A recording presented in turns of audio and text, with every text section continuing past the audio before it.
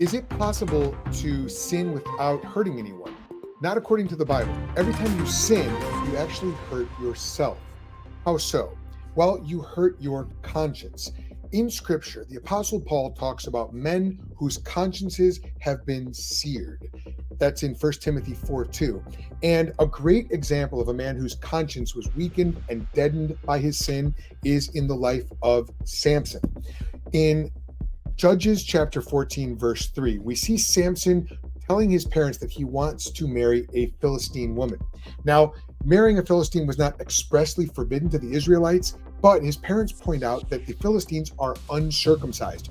That means that they are out of covenant with God. They worship idols. They do not worship the living God, the Lord.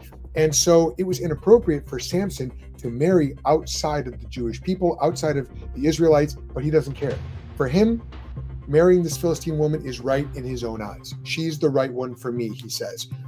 Samson is not acting by faith, and the Apostle Paul elsewhere says that anything that is not of faith is sin. So Samson has a sinful desire, and this leads to a cascading effect of further and further sin in his life. Shortly after this episode, we see Samson eating honey that was produced within the carcass of a dead lion, something else that was forbidden for him.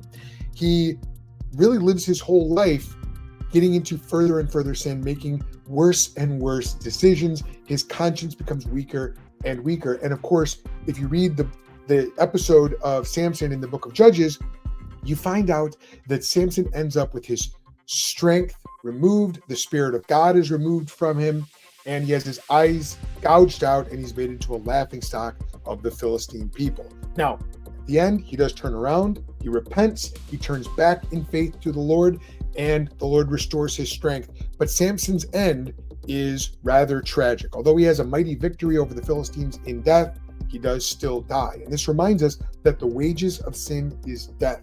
But along the way, we find that our conscience is weakened, and if we let it go on long enough, even seared, meaning we become dead to the effects and the impact of sin, and our conscience is no longer actively warning us against sin and keeping us from the danger and the death that it leads to.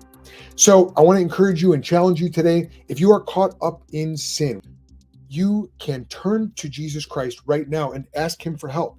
Just like with Samson, God will turn and heal you and restore you to having a healthy conscience. Might not be easy. You might have to cut some things out of your life, but God will do that for you. And I would urge you, do that now before it's too late. Don't be like Samson.